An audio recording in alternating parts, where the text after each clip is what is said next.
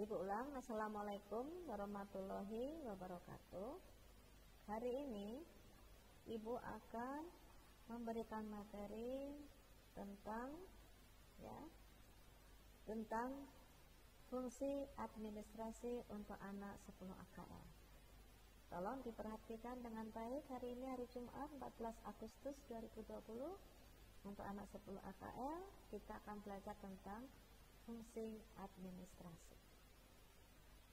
Oke ya. Fungsi administrasi.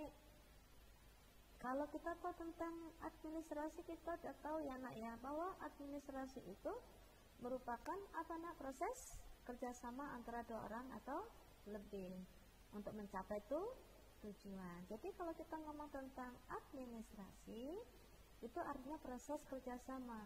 Namanya proses, pastilah proses itu membutuhkan ada satu atau dua orang atau lebih. Ya. Makanya kalau ada proses itu ada kegiatan. Kegiatannya apa? Kegiatannya pasti mengerjakan sesuatu. Sesuatu apa? Ya tadi. Kalau di sini proses kegiatan administrasi. Ibu pengen angkat meja, nggak bisa sendiri, maka ibu bilang minta tolong dong bantuin angkat meja. Itu ada proses komunikasi, kerjasama antara dua orang atau lebih untuk mencapai tujuan apa? Memindahkan meja tadi. Nah, sedangkan di sini apa hubungannya dengan manajemen? Kalau manajemen ini bagaimana kita mencapai tujuan tadi, tapi tidak sendiri. Ya, tujuan tadi dicapai dengan cara dilakukan bersama-sama dengan orang lain. Tujuan itu dengan cara menggerakkan orang-orang untuk membantu kita, itu namanya manajemen. Jadi administrasi tadi proses, untuk mencapai proses tadi kita akan menggerakkan orang, itu kita menggunakan manajemen. Ya, bagaimana prosesnya, bagaimana hubungannya? Nah, kita lihat di sini, ya. Prosesnya hubungannya seperti ini. Kalau dalam manajemen, ya, di sini dalam manajemen, administrasi itu selalu ada hubungannya dengan manajemen. Minta tolong dong bantuin ibu angkatin meja, terus kalian jalan membantu ibu ngangkat, artinya itu menggerakkan kalian untuk membantu ibu. Artinya di sini ada manajemennya. Ya, manajemen apa? Manajemen tadi ya, sumber daya manusia, menggerakkan orang. Ya, menggerakkan orang. Nah, di sini kalau orangnya sudah digerakkan, ya, maka fungsi manajemen sudah ada. Manajemen akan selalu berhubungan dengan administrasi. Administrasi dalam arti sempit itu artinya tata usaha. Semua proses kegiatan di tata usaha ada dalam administrasi. Menerima telepon, bertelepon. Menerima tamu, ada yang bertamu, ya. Terus mengarsipkan surat, mengagendakan surat. Apalagi menghancurkan surat, menyimpan surat. Semua kegiatan dalam tata usaha itu berhubungan dengan kegiatan administrasi.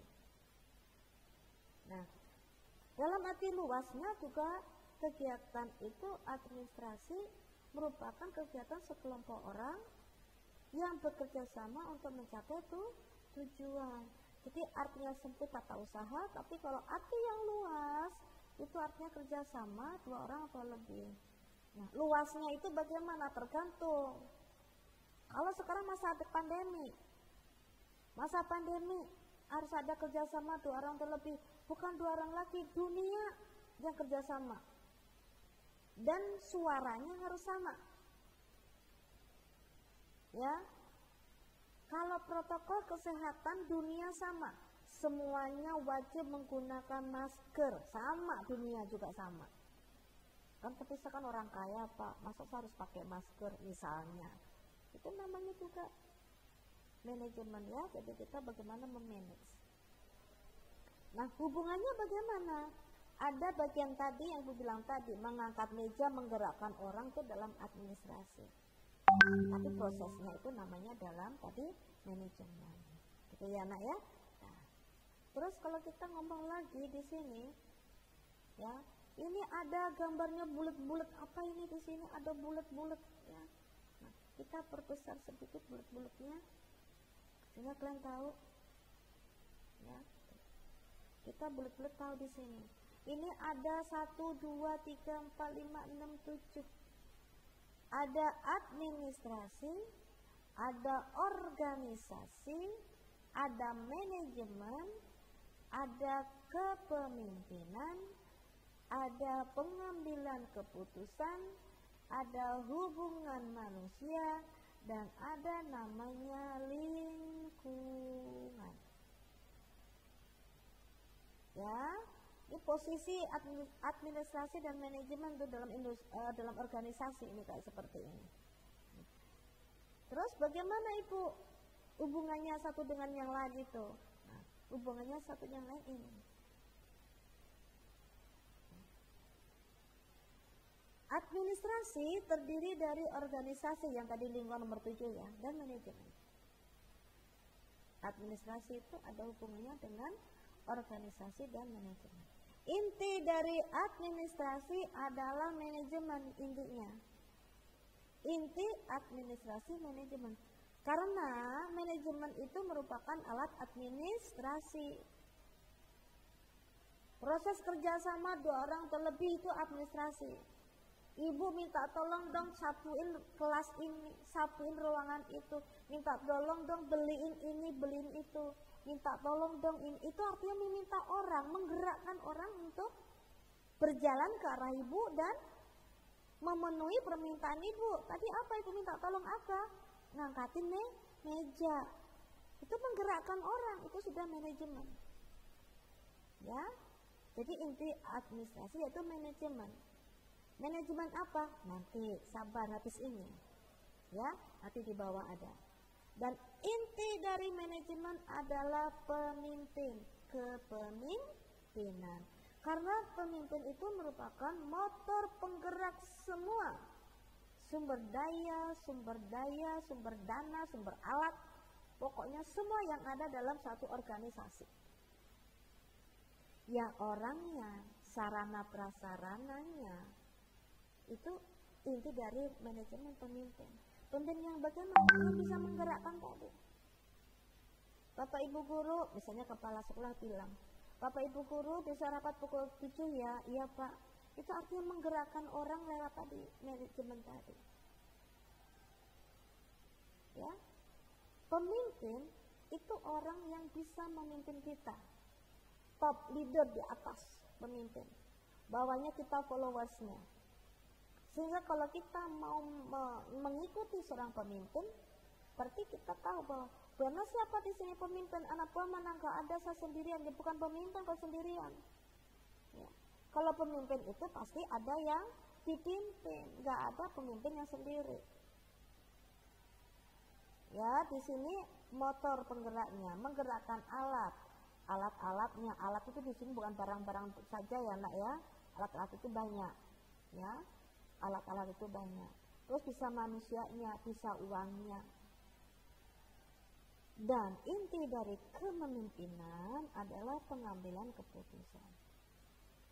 Kenapa kok pengambilan keputusan itu dari kepemimpinan itu, bukan yang lain?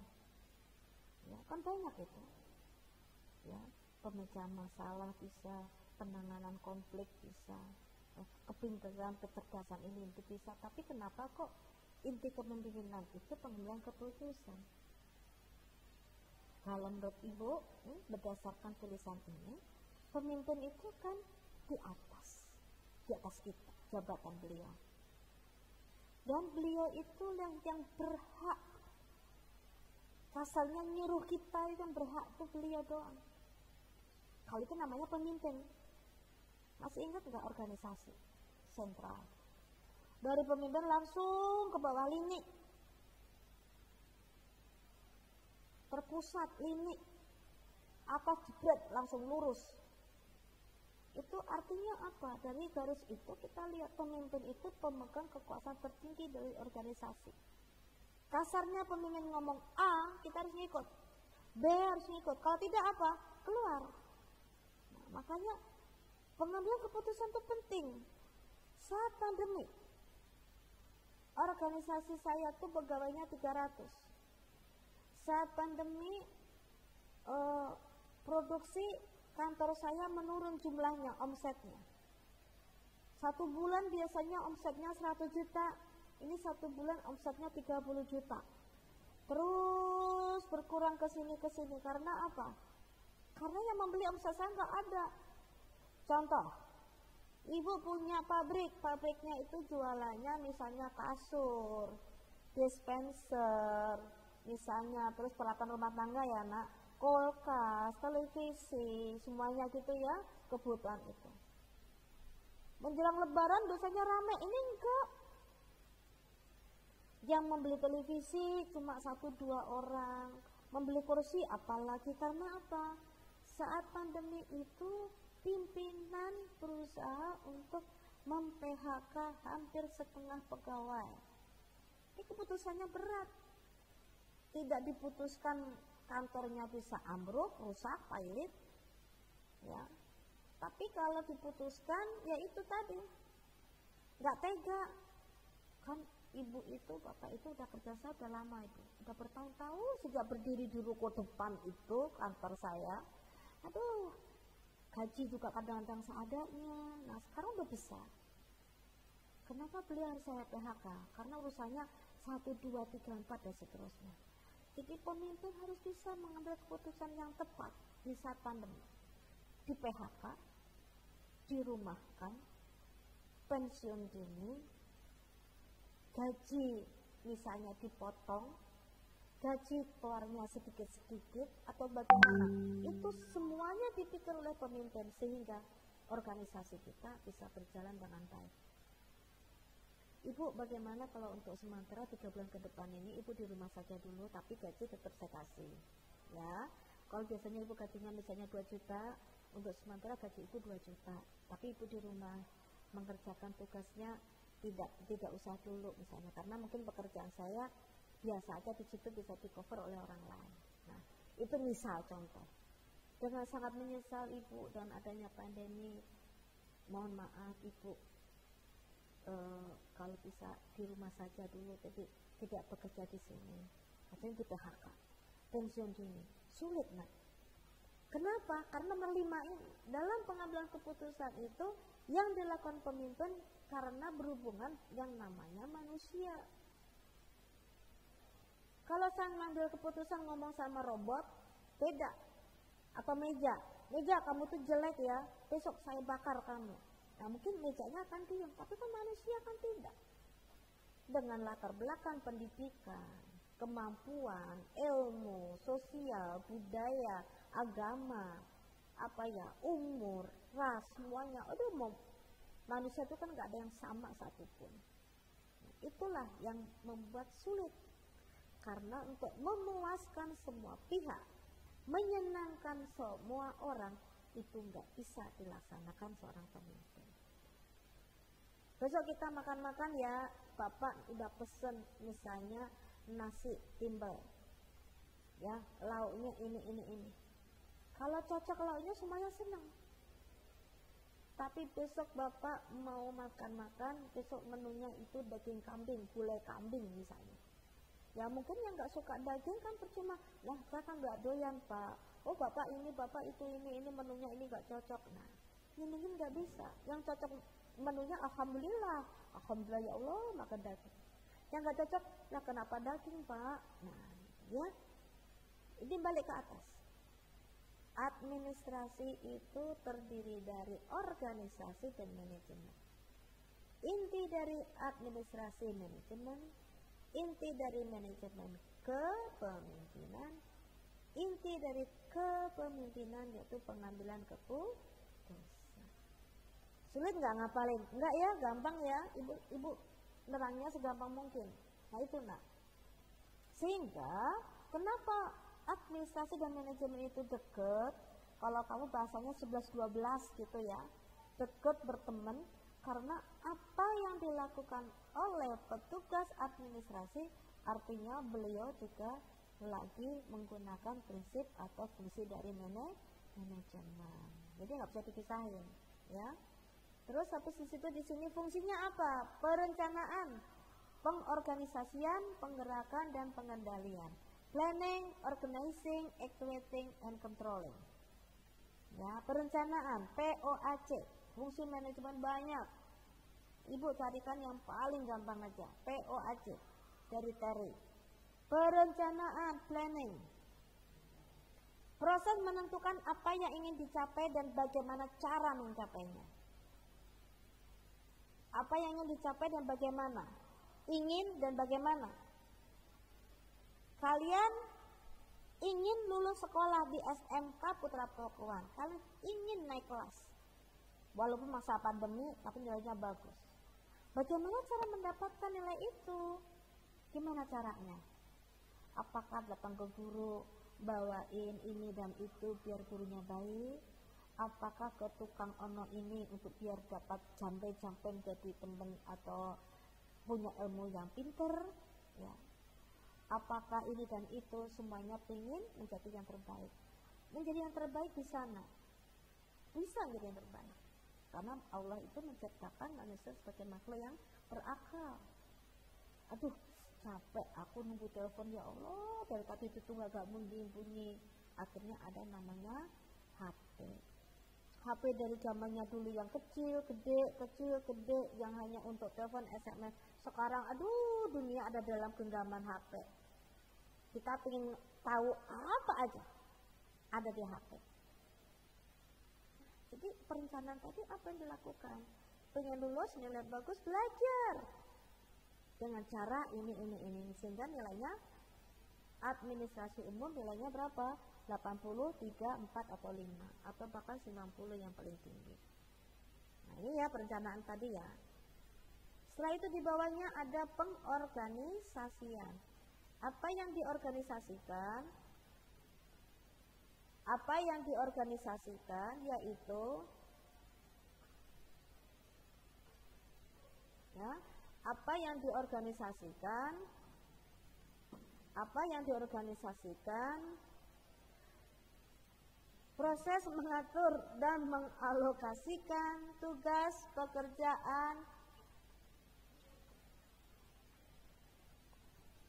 ya, proses mengatur, mengalokasikan tugas pekerjaan, wewenang dan peran, termasuk di sini berkoordinasi dengan bagian-bagian, baik secara vertikal ke atas ya, vertikal atau ke bawah langsung, maupun horizontal, ke kiri maupun ke kanan.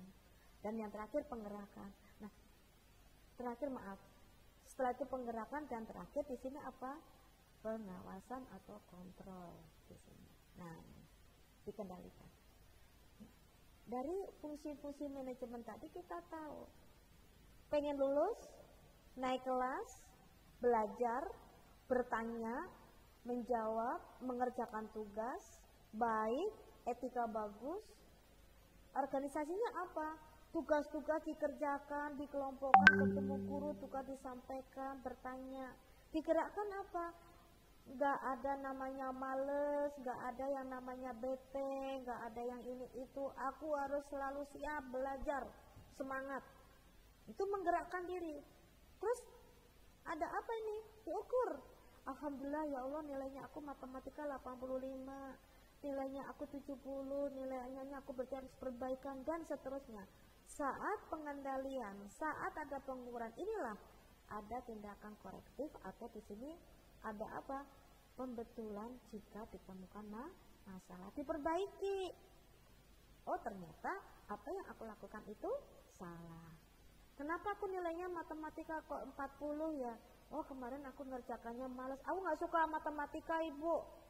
Sekarang kamu kalau gak suka matematika mau belajar apa? Mau sekolah di mana? TK ada matematika, SD ada, SMP ada, SMK ada. Mau apa yang gak ada matematika? Ada. Yaitu yang di sekolah, di rumah sendiri. Gurunya kalian sendiri, muridnya kalian sendiri, nilainya sendiri, gak ada matematika boleh. Tapi ingat, di luar itu matematika tidak seserem sebenarnya yang kalian bayangkan. Contohnya apa? Mau pulang naik angkot 08, matematika itu angka 08. Sekarang pukul berapa sih? Pukul 10, itu angka. Bayar angka. Ya.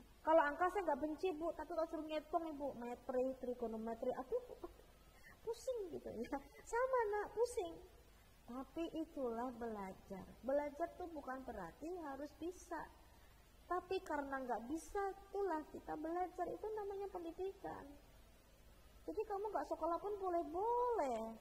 Tapi sebagai makhluk pembelajar yang harus belajar setiap hari, kita nggak boleh patah semangat. Ingat, matematika itu cuma satu pelajarannya, matematika. Kalau pelajarannya BRN nggak ada angkanya, bahasa Inggris nggak ada angka. Yang ada angka cuma satu di matematika, ya. Gampang kan? Tuh. Jadi jangan jadikan beban. Oke ya. Setelah tadi digerakkan, direncanakan, diorganisasikan, dicek, maka kita harus memperhatikan azas-azas dalam manajemen perkantoran. Ada sentralisasi, desentralisasi, dan dekonsentralisasi atau gabungan. Nah, sentralisasi terpusat artinya contoh. Ibu ngasih contohnya yang selalu gampang. Sekolah kita itu ada 3, SDIT, SMP, dan SMK. Sentralisasi semua perkara yang berhubungan dengan sekolah 3 ini, ada satu yang mengerjakan di TU pusat. Semuanya di situ. Mau apapun semuanya ada di situ. Itu terpusat. Kalau desentralisasi, ada 3 sekolah tadi ya nak ya, itu dibagi-bagi. Ibu jika berhubungan dengan SD, tolong ibu ya ke ruangan itu khusus SD. SMP ini, SMK ini. Itu namanya apa? Itu namanya bahwa sudah desentralisasi, sudah di kotak-kotak. Kalau gabungan, ada di ruangan itu siapa yang mengerjakan ini, siapa yang mengerjakan itu. Tapi, ya, ada yang dipusatkan, ada yang dikerjakan semuanya sendiri, ada juga yang dibagi-bagi. Contoh misalnya keuangan itu satu orang yang memegang. Ya SD, SMP, SMK satu orang yang menjumlah semuanya duitnya. Ini duit ini, duit ini, duit itu satu orang. Tapi yang berhubungan dengan administrasi anak, guru, sekolah sesuai dengan misalnya sekolahnya masing-masing misalnya.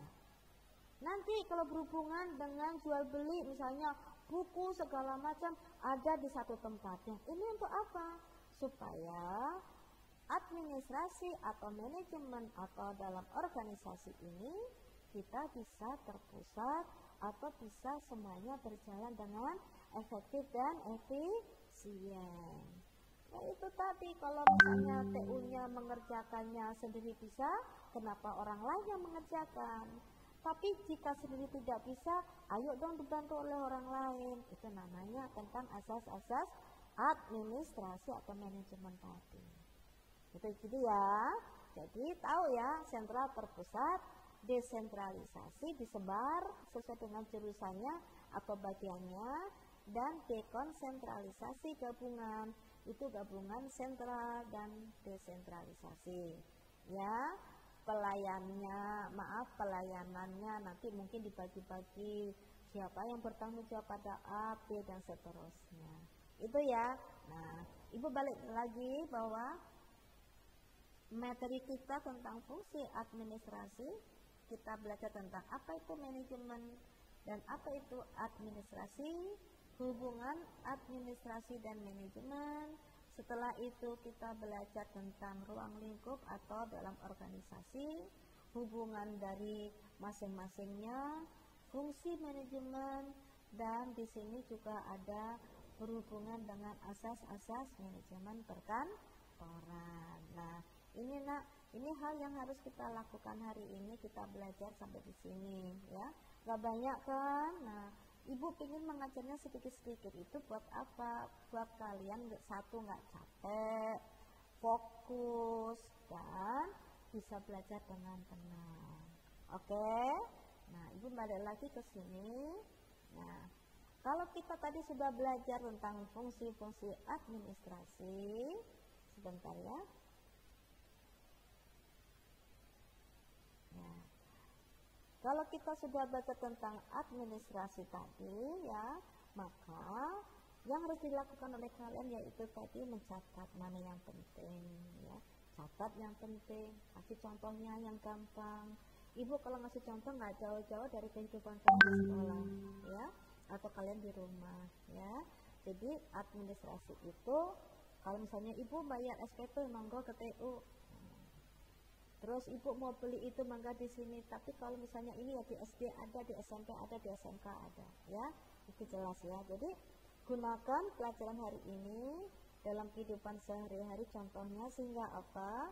Sehingga nanti pada waktu ada ulangan, ada soal yang harus dikerjakan, kalian tahu mana yang harus diprioritaskan. Jangan lupa selama kita belajar saat pandemi ini, ibu selalu dan tidak bosannya mengingatkan untuk jaga sehat. Ibu juga kepingin kamu sekolah, tuh lihat bangku di situ sepi, kelas sepi, ibu nggak ada temennya, kalian ada tapi jauh. Nah, yang harus dilakukan apa? Kita harus semangat dan selalu bersyukur karena kita masih diberi sehat dan panjang umur. Oke ya, semoga ilmu hari ini berguna buat kita semua. Dan ibu minta jaga sehat diri sendiri, jaga sehat orang lain, jaga sehat keluarga. Salam buat keluarga dari ibu, mudah-mudahan kita semuanya sehat dan bisa ketemu langsung, ya. Kalau tidak ada yang bertanya di sini, ibu akan pamit. Saya Ibu Erna Agustin, SMK Putra Pakuan Bogor. Hari Kamis 14 Agustus 2020. Pamit. Assalamualaikum warahmatullahi wabarakatuh. Salam. Waalaikumsalam. Waalaikumsalam. Waalaikumsalam. Makasih ya, Nak.